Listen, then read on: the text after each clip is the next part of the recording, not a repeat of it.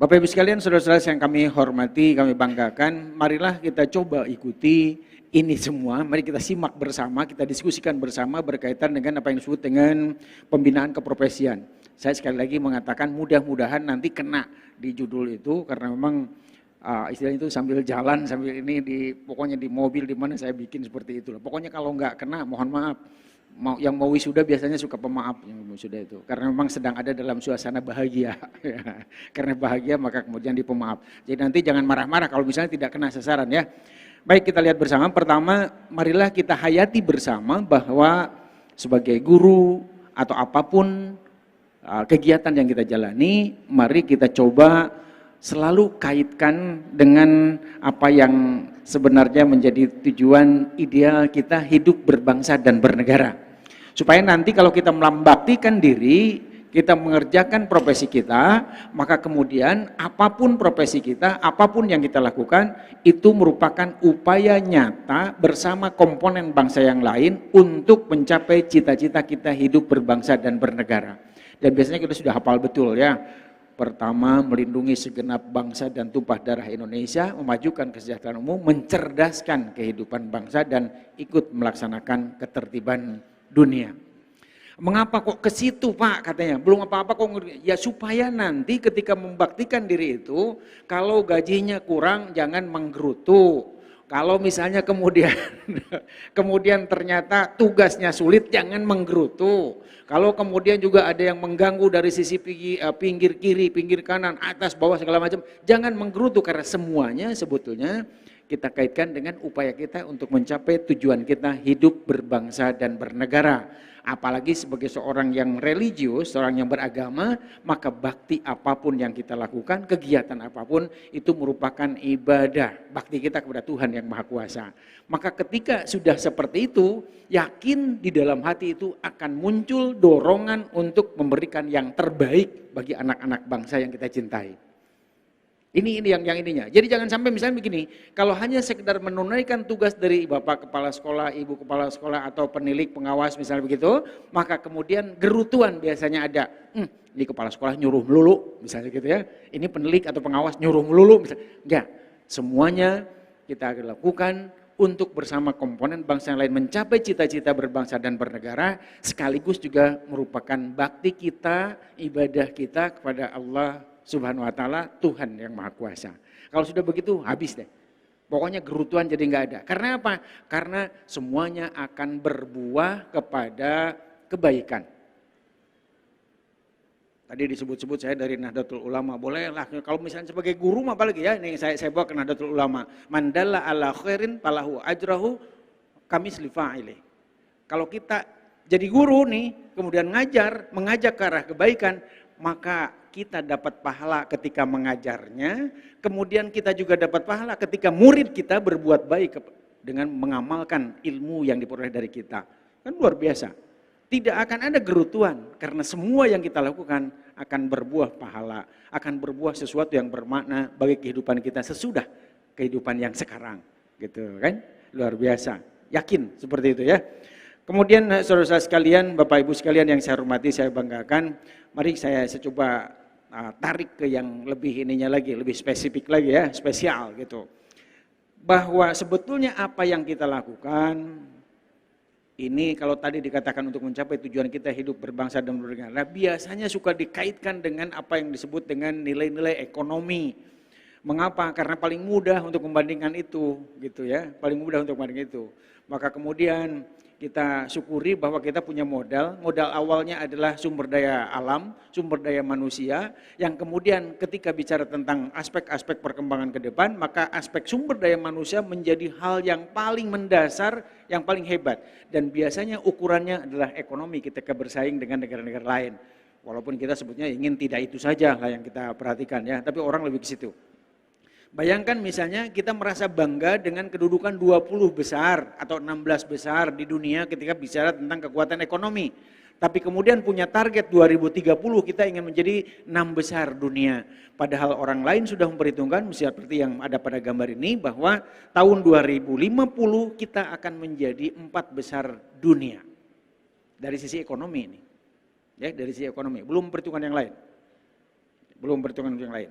Lihat keberanian orang meramalkan Indonesia pada tahun 2020 untuk ada pada kedudukan kekuatan ekonomi nomor 4 di dunia. Tidak pernah ada juga bangsa Indonesia yang kemudian menyebutkan kita akan menjadi nomor 1 misalnya begitu. Ya, mengapa Indonesia tidak berani begitu? Ya Pak, merendah katanya. Humble Pak, humble apa sambel gitu ya. Humble Pak, rendah hati katanya Pak. Tawadu, ya tawadu. Mengapa kok mesti tawadu? Lihat Amerika, kalau dia ngomong itu, dia ngomongnya selalu nomor 1. Pada tahun besok misalnya begitu, anak-anak Amerika akan menjadi nomor 1 di bidang matematika. Di Indonesia nggak berani bilang begitu. Nggak tahu memang itu humble atau rendah hati, atau memang nggak berani, nggak ada keberanian. Ini juga suatu hal yang harusnya oleh Bapak Ibu sekalian, para guru misalnya, ditanamkan juga kepada anak didik kita bahwa kita layak untuk menjadi nomor 1 gitu. Kalau saya selalu begitu, optimis saja lah. Kan di dalam Al-Quran juga dikatakan bahwa nasib manusia itu diperputarkan. Hari ini di atas, besok menurun, bisa jadi seperti itu. Lihat dunia ini, sekarang pemimpin dunia itu ada di Amerika, Inggris, Eropa misalnya begitu. Tapi kan Anda sudah tahu bahwa itu sudah beralih sekarang kan. Dari Amerika sana beralih ke Jepang, dari Jepang kemudian beralih ke Korea. Korea beralih ke Jepang, ke Cina misalnya begitu. Dan jangan mengatakan tidak mungkin kalau nanti yang memimpin dunia adalah dari Indonesia. Itu ya. Jadi jangan pesimis melulu. Justru penyakit terbesar bangsa ini adalah ada antara lain pada inferiority syndrome. Sindrom rendah diri melulu. Ketika bergerak ke tempat lain, kemudian berada pada kedudukan yang sama dengan teman yang lain dari luar negeri. Yang mengatakan, saya mah dari Indonesia, jadi begini aja gitu. Nggak boleh ada perasaan itu lagi. Harus ada kepercayaan diri bahwa Indonesia suatu saat akan menjadi negara besar yang mengalahkan yang lain. Dan kuncinya adalah ada pada penguasaan ilmu pengetahuan dan teknologi. Nanti kita bahas ya. Nanti kita bahas. Karena kita tuh sudah sejak lama dikatakan, ya ma'syaral jinni wal insi ini istata'tum an tanfudhu min aqtaris samawati wal ard fanfudhu wala tanfuduna illa bisultan. Tuh, di Quran sudah sejak dulu. Kalau kalian ingin menguasai langit dan bumi, maka silahkan, kata Tuhan. Tapi apa? Silahkan kuasai dengan sultan. Sultan itu sering diterjemahkan sebagai ilmu pengetahuan dan teknologi.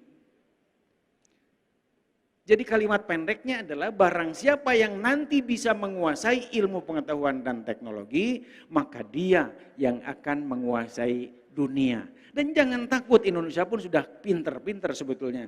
Hanya mungkin masih kalah dari yang lain. Karena itu para guru ini sebagai kunci nanti, kunci untuk menjadikan bangsa ini besar dan kemudian menjadi pemimpin dunia.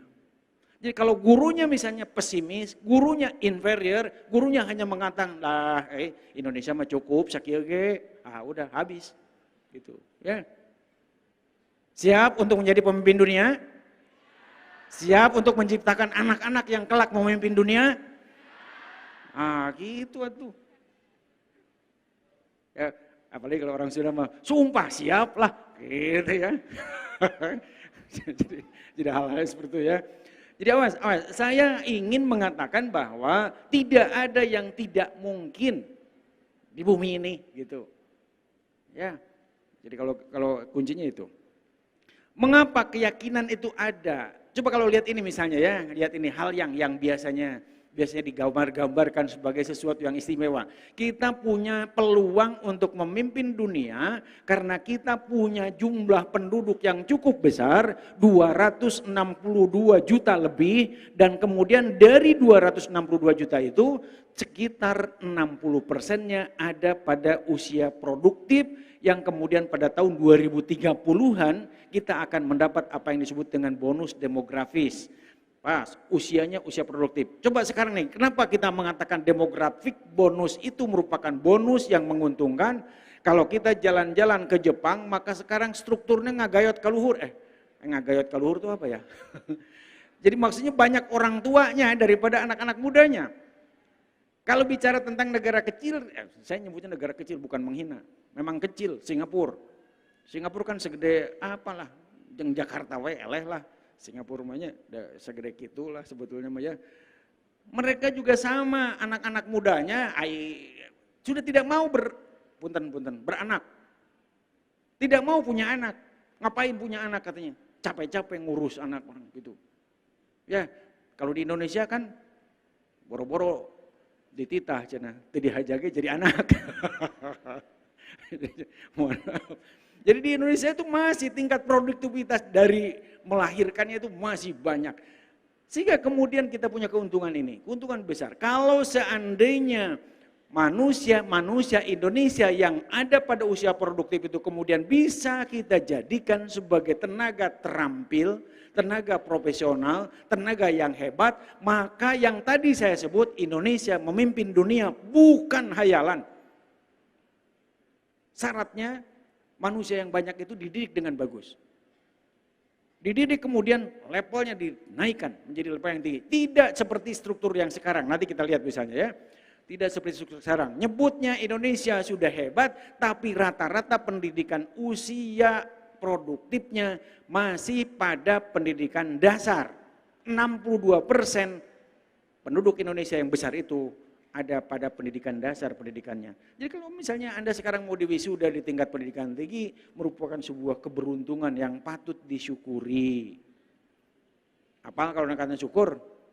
Syukur itu cek bahasa Sunda mah ku hate, ku lambe, ku gawe. Ngerti kan ya? Kuhate mengakui bahwa nikmat yang kita peroleh ini dari Tuhan. Kemudian bersyukur, ucapkan alhamdulillah. Terus bersyukur juga kepada orang tua, bersyukur juga kepada suami, kepada anak-anak yang ditinggalkan atau pura-pura nama ujian di UT padahal kemana gitu. Ya, seperti itu. Itu yang ketawa yang merasa. Biasa lah, biasa. Untung saya bukan suaminya, suka dibohongi juga tuh. Ya, pura-puranya mau belajar di UT, belajar bersama, padahal belajar bersama. Ya, oke. Jadi disyukuri.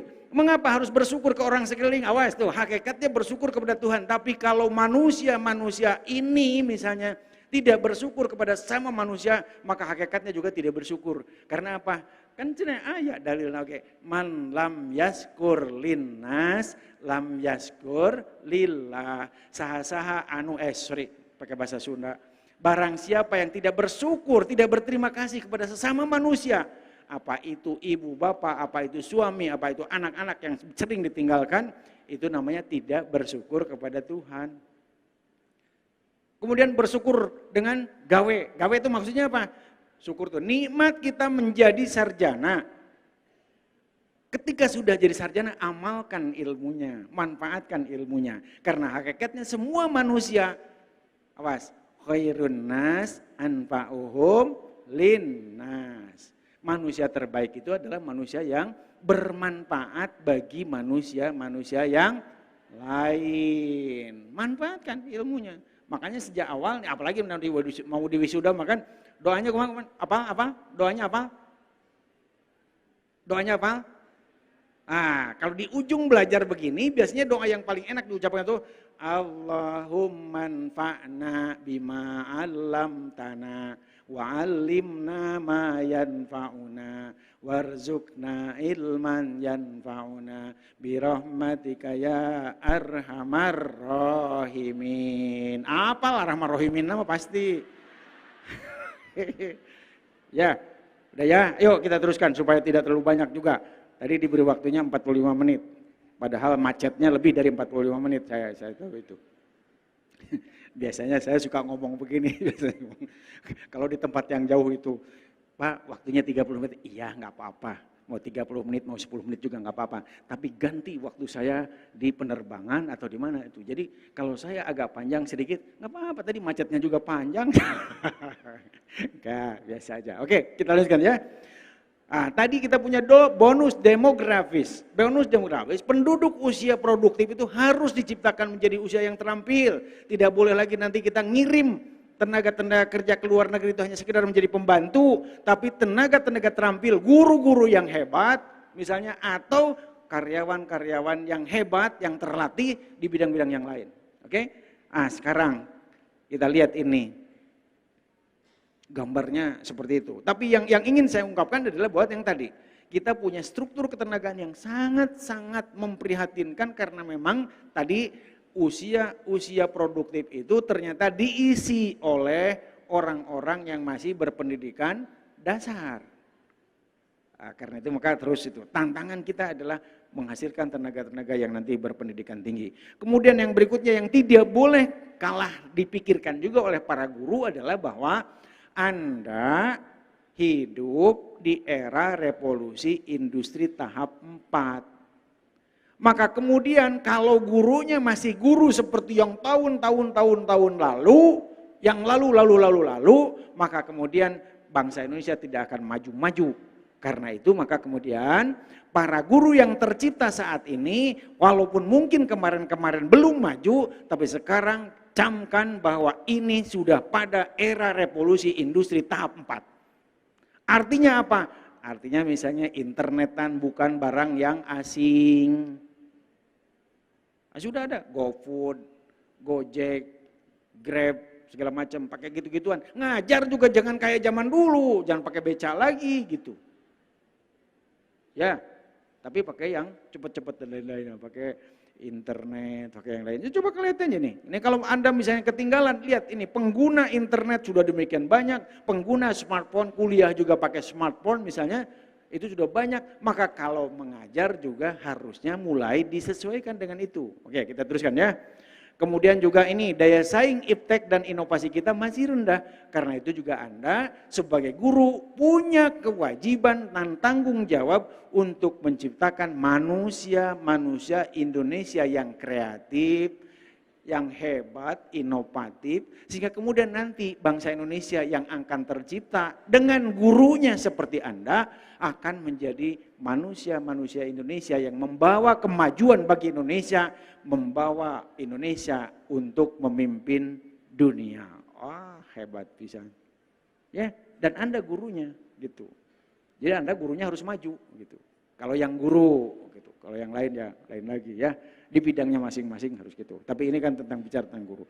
Kemudian hal yang juga menjadi tantangan kita, harus juga Anda peduli bahwa saat ini ternyata ada hal-hal yang mungkin membuat kita jadi harus kerja keras lagi berkaitan dengan keindonesiaan kita. Karena ternyata apa? Karena ada orang-orang, ada manusia-manusia, ada pihak-pihak yang ternyata ingin mengganggu, ingin menggerogoti, ingin membuat Indonesia tidak utuh, ingin membuat Indonesia seperti keluar dari apa yang diproklamasikan pada tahun 1945 ya. Kok diproklamasikan pada 1945. Kalau saya suka ngomong biasanya mengutip juga pendapat dari orang NU. Bangsa Indonesia, tahun 1945 kita memproklamirkan Indonesia merdeka, dan ketika saat itu misalnya komponen bangsa itu begini dengan Bhinneka Tunggal Ika-nya, dengan suku bangsa yang berapa tuh suku bangsanya? Lebih dari 700, kemudian bahasa lokal lebih dari 1000, penduduknya tadi sudah ada 262 juta, kemudian pulaunya juga lebih dari 17.000, katanya begitu. Kalau nggak percaya hitung sendiri, katanya begitu, 17.000 dan lainnya yang gede-gede itu, kemudian ingin digerogoti, set, dengan intoleransi, dengan ras gitu ya, kemudian menghina antar golongan dan lain-lainnya begitu. Hilangkan itu, karena itu akan membuat kerja kita tertahan, laju kita akan terhentikan karena terpaksa mikir itu dulu. Ya, seperti itu. Makanya kalau saya ngutip orang NU itu, orang NU itu selalu mengatakan, hati-hati loh katanya. Dalam hukum Islam sampai dibicarakan tuh, dibasul masailkan. Kita sudah sepakat dan mengikat diri melalui perjanjian yang kita sebut kemerdekaan Indonesia untuk bersatu mencapai cita-cita Indonesia. Barang siapa yang keluar dari kesepakatan tanpa melalui prosedur yang sebenarnya, tanpa melalui prosedur yang baik, maka dia hukumnya bugot dan layak diperangi. Tuh sampai gitu. Karena apa? Karena kita sudah mengikat perjanjian diri. Terus sekarang diganggu-ganggu, mau mengganti dasar negara, mau mengganti pemerintahan dan lain-lainnya. Hati-hati, bangsa Indonesia itu banyak, bukan hanya beberapa orang itu. Dan Anda harus punya komitmen untuk itu. Komitmen untuk membuat Indonesia bisa menjadi satu kesatuan yang kemudian bisa maju bersama-sama karena satu sama lain saling mendukung. Yang mau macam-macam dimacem-macemin aja sama kita. Ya, jadi jangan bingung kalau urusannya begini. Kita sudah punya kesepakatan. Yang keluar dari kesepakatan bila perlu kita perangi itu. Untuk prinsip kita ya. Kemudian yang berikutnya, tantangan yang lain yang juga tidak kalah penting, ternyata nggak bisa baca juga dari sini, saya harus pakai kacamata ya. Yang tidak boleh lupa adalah kita masih punya masalah kemiskinan dan ketimpangan ya, pengangguran, kemudian yang lainnya adalah ketidakadilan, kemudian ada yang lain-lainnya lah, radikalisme dan lainnya. Ini juga harus kita atasi bersama. Kemudian yang berikutnya berkaitan dengan kualitas pendidikan kita ya. Ya, kita bicara mulai ke pendidikan, saya percepat saja karena memang tidak boleh berlama-lama lah. Ada cikurang sudah teh mah cenah da moal pinter sapoe Pak lah cenah Bapak ngocoblak wae gede moal ujug-ujug pinter. Tapi kan kita sedang berusaha ya. Kita berusaha untuk mencoba berbicara tentang sesuatu atas dasar pengetahuan yang kita miliki untuk kemudian kita diskusikan bagaimana ke depan supaya Indonesia lebih maju. Baik, kita hayati bersama permasalahan kita. Pertama adalah bahwa anak-anak kita kemampuannya masih kurang dari apa yang kemudian menjadi garis rata-rata di dunia. Kemampuannya masih kurang. Ya, kemampuannya masih kurang. Ini perlu dihayati bersama. Saya tidak akan mengatakan ente yang bersalah, enggak, saya enggak bakal begitu ngomongnya. Kita yang bersalah. Kenapa pendidikan kita akan begini terus apa? Ya, kenapa bisa jadi begini gitu? Kemampuan rata-rata kita masih di bawah kemampuan rata-rata murid-murid di dunia internasional. Jangan, saya tidak mau diskusi dulu dengan, loh Pak itu mah karena memang yang ngetesnya orang sana, jadi orang sana yang bagus-bagus. Enggak, jangan begitu, ya, jangan begitu. Walaupun ada iyahnya. Kita jadi pasar itu ripuh gitu ya, dites oleh orang lain kemudian diinjak, nah beli barang gue, gitu biasanya gitu. Tapi ini beneran nih, ini tes yang beneran kayaknya. Kok Bapak bilangnya begitu? Pokoknya begitulah ya. Jadi anak-anak kita sudah pokoknya berprasangka positif saja bahwa anak kita dites dan ternyata kemampuannya masih rendah. Kemudian yang berikutnya kalau dibandingkan dengan negara lain kita juga masih rendah. Saya percepat saja. Kemudian yang berikutnya, ini fakta ini di PISA itu, tes PISA, ini tesnya katanya untuk perguruan tinggi, padahal untuk anak SMP ya biasanya ya, untuk reading, math, dan science. Ya, jadi kadang-kadang gini katanya, ini karena hasilnya rendah begini, kemudian kadang-kadang orang mengatakan, ini bangsa Indonesia kayaknya ya, katanya seperti belum belajar sains ya, katanya gitu. Jadi kalau ditanya misalnya, mengapa terjadi gempa bumi, masih, ini ada sapi yang tanduknya begini, kemudian di atasnya ada dunia nih, sapinya pegel, kemudian digidegen gitulah, ya masa masih begitu, ya. Kemudian kalau misalnya ditanya saja lucu, ini pertanyaan di sana di Bandung lah, di sini mah enggak. Pertanyaan kecil di bidang IPA misalnya, saya doktornya IPA, pendidikan IPA. Jadi ketika ditanya misalnya, mengapa kalau kita punya tumbuh-tumbuhan atau pot bunga di dalam rumah misalnya, kok kalau malam misalnya dikeluarkan dulu gitu. Ada apa gitu. Ini ada yang jauh ini. Kalau malam Pak katanya tumbuh-tumbuhannya bernapas. Jadi harus dikeluarkan dulu. Lah. Coba ciri hidup itu kan diantaranya bernapas. Apa kalau malam berhenti dulu atau siang berhenti dulu itu bernapasnya, kemudian siang bernapas artinya mati dulu gitu ya, mati hidup lagi. Enggak begitu loh. Ini kan seperti orang yang tidak pernah belajar IPA, masa hidupnya berselang-seling dengan mati hidupnya enggak gitu dong. Ya. Jadi ada hal-hal yang seolah-olah kok kita ini kalau dites seperti belum pernah belajar itu. Kemudian yang berikutnya, jadi artinya bahwa di reading, maksudnya ada kemampuan membaca anak-anak kita, kemudian di science, penguasaan IPA anak-anak kita, kemudian di matematik, kemampuan matematik anak-anak kita, itu ternyata relatif sangat rendah. Bahkan kalau mau bombastis itu kita ini ranking kedua dari bawah. Ya, ranking kedua dari bawah. Vietnam sudah di atas sana, Singapura sudah di atas sana. Kita rendah. Kemudian yang berikutnya, ini adalah indeks kreativitas. Kelihatan enggak sih itu gambarnya? Enggak ya. Ya, syukur teh. Enggak kelihatan lah gitu. Jadi kalau kelihatan Anda semua lihatnya ke sana, enggak lihat cakepnya direktur kemahasiswaan. Gitu ya. Oke. Bukan gitu. Jadi gini maksud saya. Kalau kita lihat indeks kreativitas anak-anak Indonesia yang situ dilingkari sebelah kiri itu ya, sebelah kiri. Indeks kreativitas anak-anak kita sangat rendah. Ya, sangat rendah.